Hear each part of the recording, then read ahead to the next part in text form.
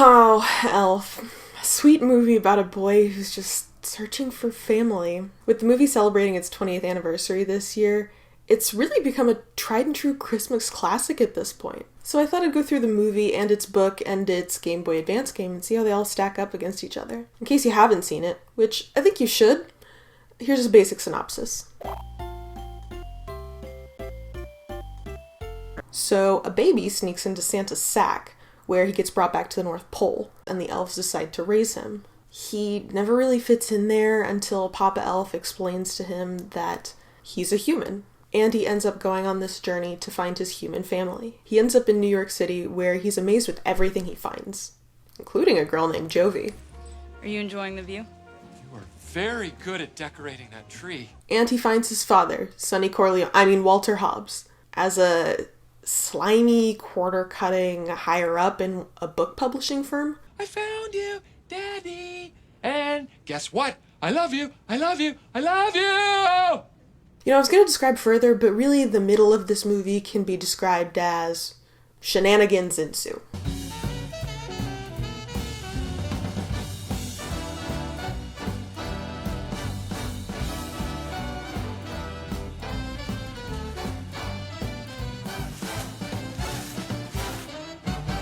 Now, the movie comes to a head when Santa crashes in Central Park and can't get his sleigh moving again because there's no more Christmas spirit, which powers the sleigh. Luckily, Buddy works on engine repair, so Buddy is able to repair the engine, and Jovi sees that it needs Christmas spirit to run, so she starts a song in the park, which raises everyone's Christmas spirits, and the sleigh is able to fly again. Walter accepts Buddy as his son, and then they start a book publishing firm together, which is really interesting because the book they show at the end of the movie is real. This short 32-page book tells a slightly different tale than the movie. It goes through Buddy's origins and life with the elves and follows the movie through Buddy's meltdown, where he wishes he would fit in more with other elves. But then they change the story. But Buddy, you are an elf. I am? Being an elf means treating every day like Christmas. So instead of going through the familial journey of discovery like he does in the movie, he ends up going through this self-acceptance journey in the book. It's a little disappointing. The story leaves something to be desired. He doesn't really go through any big emotional change. He just accepts pretty quickly that, alright, I may be different, but I'm an elf. Also, the book doesn't look exactly the same as the one in the movie. It doesn't have that cute, curly font, so that's a little disappointing. But I do find it really funny that the book repeatedly refers to him being really good at hockey, because that was actually a deleted scene from the movie, but it comes up multiple times throughout this book.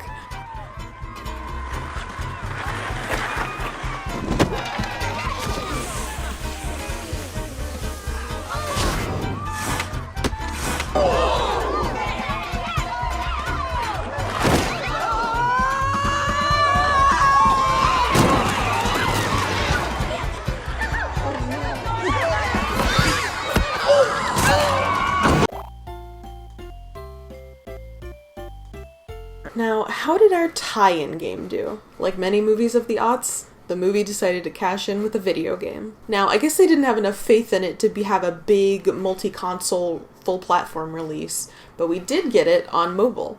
Yeah, that's right, kids. Before iPhones, our mobile gaming was a Game Boy Advance. Wow, the box advertises 10 action-packed missions. I'm interested to see how those relate to the movie.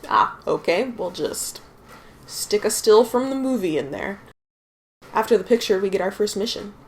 Candies, gumdrops, no icicles, no polar bears. Got it. Oh, the way he oops is so cute. Oh, I thought he was gonna be like sliding down a hill or something. I wasn't expecting a platformer.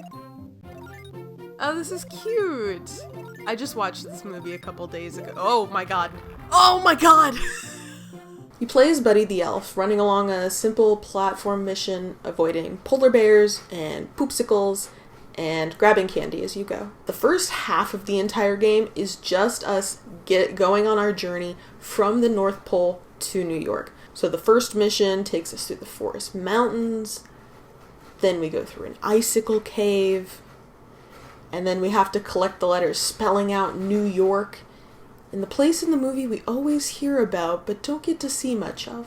Candy cane forest.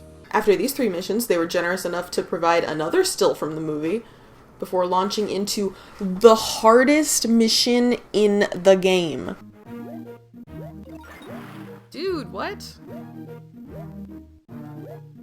Is this not the way to go?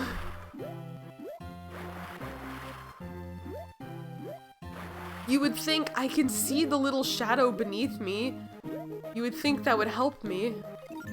Unfortunately, my depth perception sucks. It's the only level that requires any precision in both axes. You're kidding me, please, not with the angles. Hup. Hup.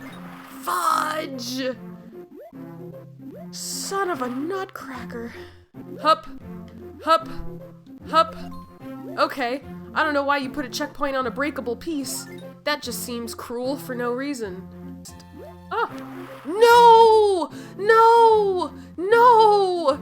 How? Why? Thankfully, they give us a break when we finish that one, and we get to just slide down a hill. And then it's back to the side scrolling. Oh good, whoa, that's a mallard. That's a duck. That's a duck. Why does he keep flying lower? You can tell we're getting a little closer to New York because there's less snow on the ground, and we're fighting the biggest raccoons I have ever seen in my entire life. Does he get in a fight with a raccoon in the movie? I gotta watch it. Whoa! Come on. Finally, in our 7th mission, we make it to New York, which you can tell because they put a convenient movie still before the level again. We start out running through the streets of New York City, collecting, let's call them person-sized Christmas lights. But I guess running down the street takes up a lot of energy, so we have to replenish our energy by running through revolving doors.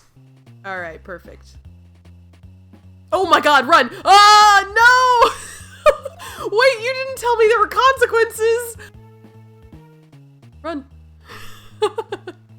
Oh god, no! Then it's on to the mailroom with a fun little connect the tube puzzle and a Simon Says elevator game. I thought these are some of the most fun missions in the game, and maybe that's because you're actually doing something other than just moving from point A to point B, but I still thought they were pretty fun. But now, after all of this, finally in Mission 8, we get to play through a scene from the movie we actually see.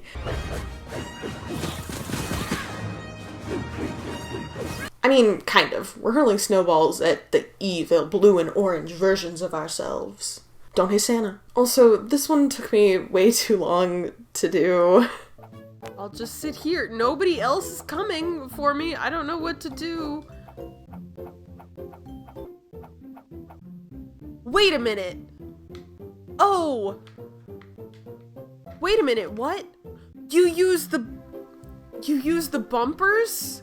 There's a whole freaking bridge here? And Santa was only appearing in the one spot?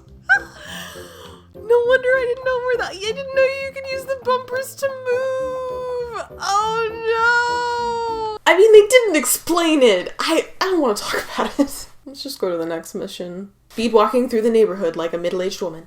It's just matching package and home color, bow and door color. Easy breezy. And finally, for the last mission set, we're blessed with one final movie still before getting absolutely charged by this horse narc. This all culminates in the final level where we have to play as Santa, collect all the bells while still running from horse narc in what amounts to Flappy Bird with an energy meter. Top bells, those darn top bells, they always get me. They always get me. I have 16 bells again. This is what I have. I have 16 bells. Ha ha ha, ha ha ha. It's the last bell. It's on the ground. I know it is. Ha! Ha ha ha ha ha! Yes! Yes! Buddy the Elf has saved Christmas! Overall, I liked the character and level design. It was really simple. It was really clean. And it did follow the general beats of the movie. If you leave out all of the emotion and the middle. My only complaint is only 4 images from the movie? I don't know, spacing out the pictures every 3 missions just feels stingy. Come on, you have the rights, let me see the pics! Or I guess since the gameplay takes less time than the movie, you could just play along. Thank you so much for watching this holiday edition of Game vs. Book vs. Movie. Happy anniversary, Elf! Merry Christmas, everyone, and have a Happy New Year.